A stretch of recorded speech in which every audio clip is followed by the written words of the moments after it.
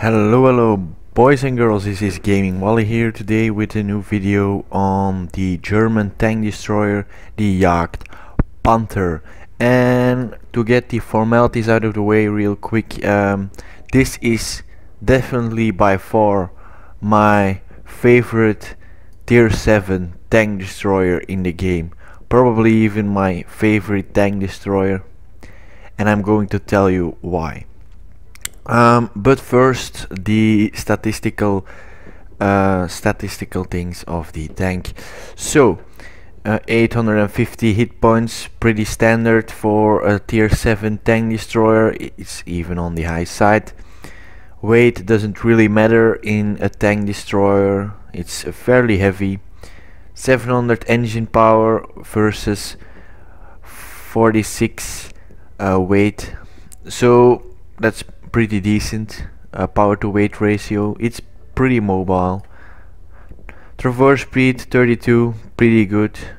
Hull armor 80 and is sloped at 45 degrees, so it frontally, if you angle it, it can bounce. You don't have to hope for it, but it can. Definitely, if you angle it like this and you see they are going for your side, then you can quickly angle to the other side, and then they have to change. And definitely if they are in a Russian tank or so, like the KV-1 or IS or T-150, KV-3, IS, such tanks, they have quite a slow aiming time, so you can really make up for it by doing this continually, and they have problems penetrating you.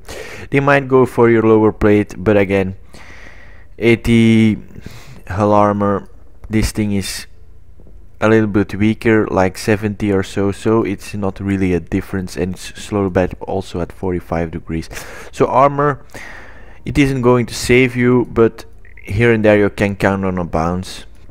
Definitely a weak spot and a weak spot. Damage is for the gun, rate of fire is also for the gun. Gun traverse speed doesn't really matter. The arc the gun is shooting is pretty bad in this tank, so you have to move quite a lot. View range 370, pretty average. Signal layer 710, it's pretty good. But yeah, the engine pretty good. You will have to research the tracks to mount the best gun. The engine, it's compatible with a lot of tanks, so if you're not going the first line is the TDs, you probably would have this engine, so that's also no turret. And the guns, the problem with this tank is that you start with the 88 pack L56, which is a horrible gun, but you start with this gun just because it comes from the Jagdpanther 4, which is Panzer 4, I'm sorry, and which is a horrible tank. The reason you see me reviewing this tank right now is because I hated the Jagdpanther 4 so much that I just waited till two times daily experience till I get this tank, because I really hated that tank so much, and that's why it took me so long to get the Jagdpanther. But then you unlock the 88 pack L71, which is the same gun on the this tank, and it's actually the Tiger's top gun, not the real Tiger's gun, because that is this horrible gun, but in real life it was pretty good. And then you have to grind out the XP for this one, and this is the top gun. I hear a lot of people say that the 88mm is just as valuable because it's cheaper to use, but I would recommend using the 10.5. Definitely, if you have a premium account, you should use this one. There is no arguing about it. It's a little bit less accurate, but 0.34 is pretty good. 0.32 is weak point shooting accuracy, but this one is pretty decent. Alpha damage is much more.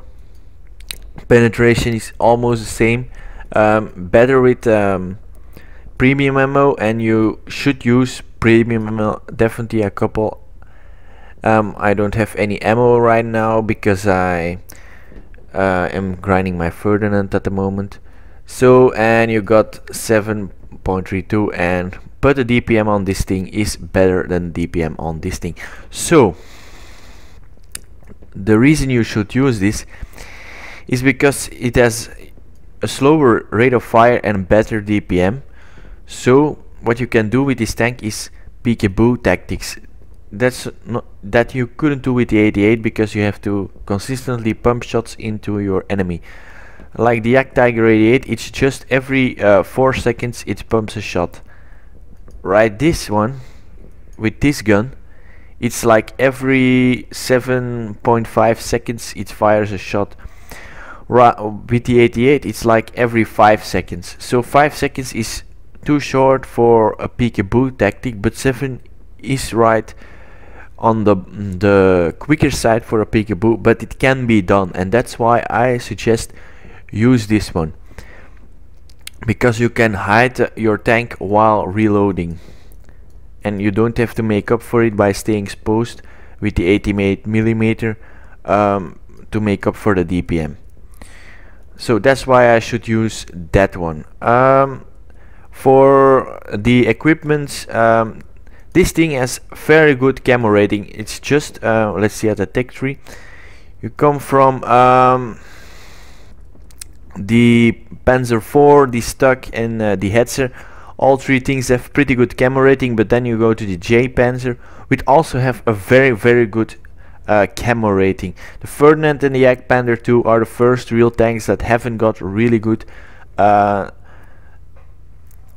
rating. The Ferdinand definitely not, because it's an assault tank. The Jagdtiger isn't really that good, but with some upgrades to its camo, it's pretty good. Yeah, and the Jagdpanzer E100 technically has none. So then we go to so for the equipment, I should choose Camonet, Binox definitely, because this is definitely a sniper. With this kind of armor, this is not an assault tank. And yeah, a rammer. I took it off when I went to the Ferdinand, but you had a large caliber for that. So crew skills, I said, so this thing has fairly good camo. So with Camonet and camo, so I haven't played any game when I unlocked the Ferdinand, so this is almost a crew you are going to see in the replays. 71, 72, pretty good crew in camo, but this thing is just invisible. With this crew, it is invisible. So I recommend camo on all your crew skills. You can swap it out for Brothers in Arm and then train camo again, but camo is definitely the most valuable of all the things you can have on this tank. This has no problems with fire, with repairs. It's, if you stay at range, repairs are not really an issue. So that's it for the garage review, and let's see you back in the replays. So my first replay in the Jagdpanther, it's on Himmelsdorf, and it's going to be a pretty good game. So I'm going left because this is not the tank destroyer that is going to tank destroyer alley. So at first I'm thinking probably go left, and teams are pretty evenly balanced. There is not really anything I'm afraid of in this game. I'm not using XVM at the moment. I think it's not really the best thing to use, so I'm going back. I probably went back to destroy the scout because I didn't want the scout roaming around in our team. But now I take a hull down position behind this rock and doing 306 damage to a Type 58. 318, right on the money. Pretty low, low damage rolls, non-high, but wouldn't complain for 300 and 318. So game is developing pretty slowly.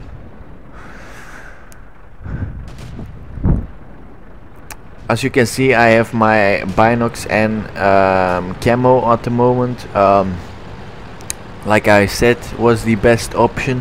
I took them off for my 30, but as you can see, was not really the last game. Firing clutch because he was going behind the building.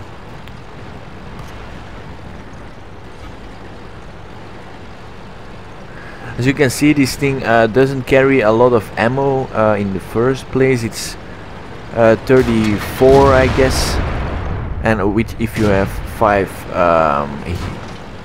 high explosive, I recommend carrying 2 high explosive.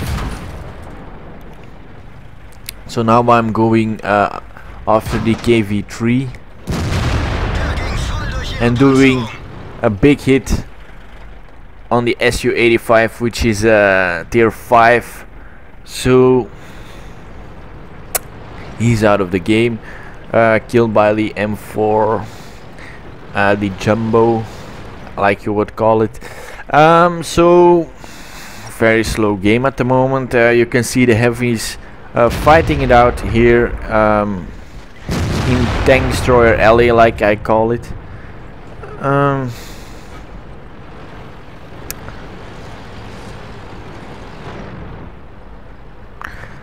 I don't really want to push up because of that KV3, which can really mess me up if he can hit a hit, because he probably has the D25T, the KV1S's gun, which is pretty good,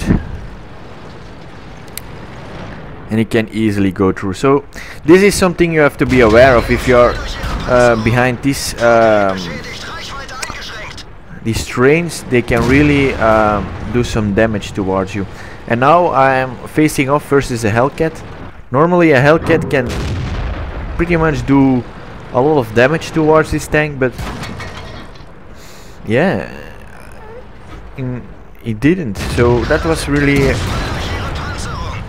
something what I was afraid for this Hellcat at the moment, because he had to jump on me, and he didn't play the rate of fire advantage. He could have, but yeah.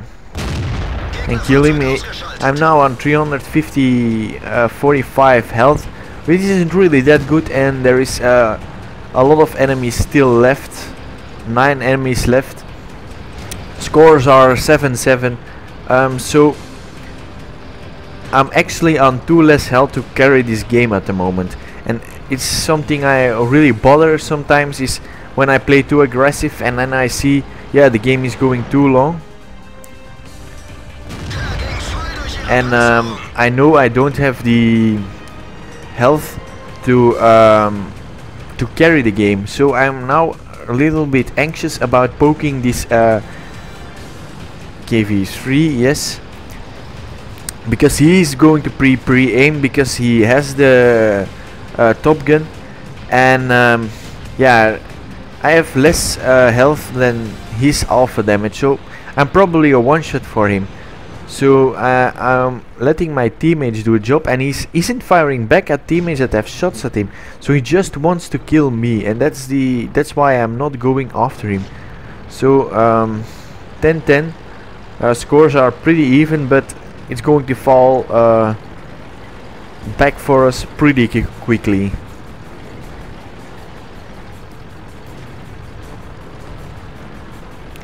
So there is it, 10-11. So now I have to use this rate of fire of this tank pretty quickly, because otherwise we are going to lose. There is the IS. Not really afraid from my IS from this distance, because an IS is not really a sniping tank.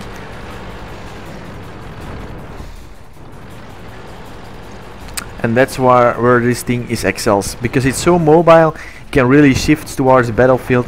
And you are going to see right why I prefer this one. This is so mobile. The gun is so good that you are actually have no problems. The T-29 was last spotted on the hill. Is over there. I'm sorry, not on the hill.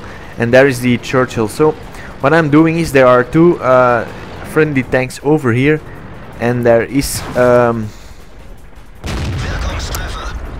one, I think, AFK guy in our cap. So 2 guys versus 1, and then I'm going to hold off this guy as quickly as possible. I'm trying to angle this tank, but he still puts one through mine and bounce. This was a lucky bounce because otherwise I would be dead. So he's dead. And then I tried to relocate. The T-29 was last spotted around this area. Yeah, there he is. So it's so he kills the IS, and now only the Churchill 1 is there. The T-29 is on 100% health. So probably what I'm thinking right now is that the T-29 is probably going to focus on him. He hasn't spotted. He don't know I'm coming from this side. So firing clutch and putting back, because he can one-shot me pretty easily. He's fully upgraded, so he will probably finish me off, and he's going after the Churchill. So that's pretty interesting. So now I'm thinking, if he's going to the Churchill is maybe a one-shot, maybe not. So not a one-shot, so that this is where I probably win the game. Is I need to do this as much damage as possible and not making him shoot me. If he attacks the Churchill right now, I'm in a very good spot to win this game, and he's going to make that mistake to attack the Churchill. What he should have done is not go after the Churchill and try to kill me as soon as possible. He should have gone right into me and attack him. The Churchill 1 hasn't got really good damage DPM, so, and I'm firing here, so he has less health. So now he's aimed for me like the team said. So I'm going to tell you real quick what I'm doing. You see my reload is like 7 seconds. I know his one is like 11 seconds. So I got 4 seconds to make the shot, and I probably win. But you see, I will not make this corner in 4 seconds. So he will be pre-aimed for me if I come around the corner, and I probably lose because he has almost 200 millimeters of penetration, while I don't have the armor to really compete at. So not a head-on engagement for me right now. So I'm thinking, what can I do? If I go straight, he will probably know that I go straight because there is the cap circle and he will see the counter. So going front is not really an issue. I can go backwards and waiting for him, but there is 50 meters right here, so he will spot me that I'm pre-aimed here. I can go back, but still he probably would have spotted me before I get the shot off. So what I'm thinking is, if I'm going left and I go wide towards here, and I got the speed to really make that one, he will probably first here, but I will probably spot him first, and that is really what's going to happen. So now I'm using the speed, and you can see definitely on this hard ground this thing has some speed. It's probably going 40s. The kilometer stand is pretty jacked up in the replay file, but it can make 45 pretty easily, and you can see this is pretty easy, a 45. And now I know I have to fire clutch, but my gun is much more accurate than his. I am pretty much a smaller target, so there he is. He misses and I make my shot, winning the game. And that's what the Jagdpanther can do. This is not the optimal situation for a Jagdpanther. Definitely it's a lurky tank, and that's what I'm going to show you in the next replay. So my next game is here on Muravanka in the Jagdpanther, and again a tier 7 game. I'm going to start replay first. So you can see again I got binocs and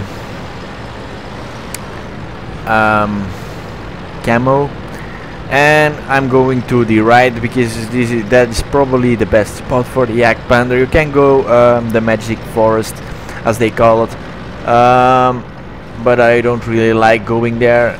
With this camo rating, I'm going to probably be invincible and not get killed pretty easily if I stay just behind the line of my team, but it's not really something I want to do. So I'm going forward a bit, and I really wanted to test out this 70% crew on this tank. So I know there were some bushes right here, so I really wanted to test this because I didn't know what to expect from camo. I never went camo actually on any tank. I didn't know what a full crew with camo could do, and this is why I advise you on real tank destroyers, not assault tanks like the Ferdinand or the British tank destroyers, except the Death Star, which isn't assault tank, but all the others are assault tanks. But if you are not an assault tanks, I suggest going not going camo. Going camo, I'm sorry. So the Black Prince bouncing on the turret, yeah, that's the accuracy of 0.34, which isn't really that great. But it were my binocs that spotted him, so I probably shouldn't move right now and trying to spot him again. But I don't find him, so I'm going into these bushes. This Tiger one is going uphill and probably spot some targets for me,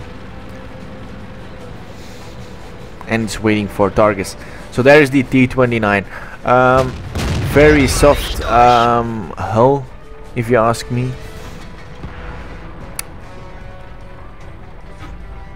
Two guys behind me are spotted and killed, so by tank destroyers in the woods. If you have camo like me, the first thing you want to kill is tank destroyers. Second thing you want to kill is guys that could possibly spot you, so the closest guys towards you. And now I'm really trying to kill this Jagdpanther, and then the Panther because he's the closest, and now the T-29 is the closest, so I go to the T-29 because I really don't want anyone getting my position away. Definitely if there are tank destroyers in the back. And now I'm measuring what is the distance, because with these bushes around me I really cannot make out where who the closest is, and so I need these lines. So there is the Black Prince, and I'm really jacking these people up, and now I'm spotted, I know that.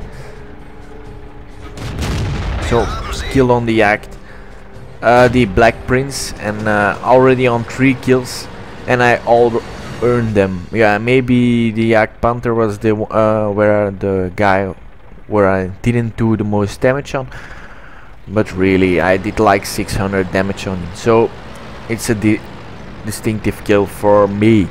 So I'm moving up right now, and there is one guy gone. The Panther is spotting the Tiger for him, so right now I'm thinking what is going to happen. The Tiger is going into a lot of problems, so I need to go back, because otherwise I have the problem that I will get spotted and jacked up in the middle alone.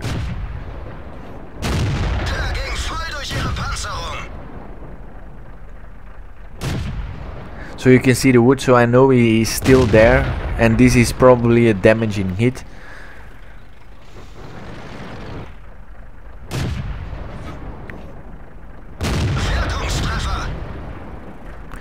And there is the AMX M445, which is a very troll turret, if you ask me. If there is one tank you shouldn't expect having this troll turret, then it's that one. It's with 200mm of penetration. It's pretty hard to go through actually. Now I make my 2 shots, but I sometimes have some problems going through, and that's really bounce the shot. He's probably not using HE, and I have the rate of fire advantage, so I can kill him in his side sheet. So now only 3 guys left, the T-29 and the Wolverine. The T-29 is on the left and the Wolverine right there. So what I'm thinking now is if I can finish this combat pretty easily, then we have the advantage. The E25 is not spotted, but he's so quick that he can be everywhere the last time. So the Wolverine kills the Comet, and the Wolverine gets killed by the E25. So now I'm thinking the E25 is so quick that I cannot get the 87 into my back. The 87, another tier 7 tank destroyer. Like I said, this one is the best one, and now you are going to see why. So I'm going for the kill on the E25. Misses. That shot is probably going to hurt me a bit. So E25 rate of fire doing 2 damages on me, and now it's only me versus the 87, who is 100% and I'm almost on 50%. So he has like almost the 7. So what I'm thinking now, I'm going to pause the replay, is if I go head on, pause, yes. So if I go head on, he has the rate of fire advantage, and I think he has probably even the DPM advantage over me, and I have almost half the health of him, so I cannot go head on. So where this thing excels over the 87, what do I have? Mobility. I have troll armor for him, and he has a one big weak spot. So if I can hit the weak spot once, I can reduce his health to about 60%. So that's what I want to do. I want to get behind him, put one into his back, and then try. He's going to turn. Maybe I can shoot one into his side because his turn is so slow, and then finish him off into his cupola. That's what I'm thinking right now. So I need to move. I know where he is. I saw him killing the T-29, so I want to get on his back. He's so slow, he's not going to expect me, and my camo rating is so high, he will not spot me doing my maneuver. This is something I am aware about. He is not going to spot me. So I make my move right now.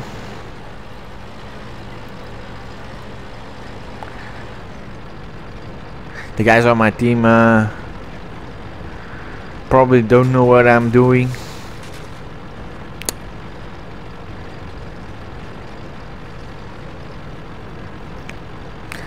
So going very wide.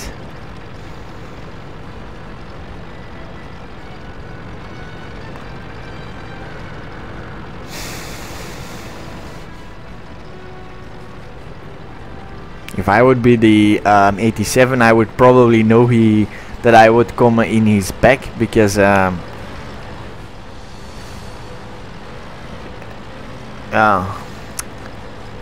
so much quicker than him, and he knows where I'm spotted last. So this is where you can see he isn't really a good player. So there he is. With all these carcasses in the way, I cannot make my shot, and now I'm pretty afraid, because he's probably know what my move is right now. So going back around is probably a stupid idea. So first of all, bounced. So now I'm like, fucking can be happening. So putting some cover in between him and me, and angle. Every time I shoot, angle. And again into his, what is this? Ooh, he got a lot more health than I thought he would. So, and he hits me, but now I need a decent hit and I can kill him. So that was it. 7 kills in the Jagdpanther, and he had like almost 400 more health than I did, and I killed him, and he had the rate of fire advantage on me. So yeah, that's a good play from me, knowing his weak spot, and I could angle any time of the week against him, because he hasn't got a really good turret, gun movement, I mean, and I could make advantage of that one. So this was the review on the Jagdpanther. very mobile tank destroyer. Not so sneaky as his predecessors, but very sneaky, probably the sneakiest of the tier 7 tank destroyers. And it has probably the best gun. Health wise, it isn't really the greatest like you saw in the replay. Another tier 7 at 1200, and yeah, but I killed him in the end. So Jagdpanther, probably the best tier 7 tank destroyer and my favorites. That's why he's still in my lineup. Yeah, the Jagdpanther. Maybe you can see some replays in the future from it, because I really like this tank. Definitely with the crew on almost 100% health, 100% camo. It's really fun to play. I enjoyed it. I hope you will in the future. There is one big problem. You have to go through the Jagdpanther 4, which is a really piece of shit, and you will probably hate it. My suggestion for the Jagdpanther 4 is going with the Stux gun. It's doing almost no damage, but it guaranteed you penetration, and penetration means damage, and damage means experience. So I think you're going to get the XP much more quicker with the Stux gun than with the 88 short gun. So let's see you in the next video, with probably also a review of the T29. Let's see you later. If you like the video, you can always subscribe, or leave a like, or leave a comment. It's up to you, and see you next time.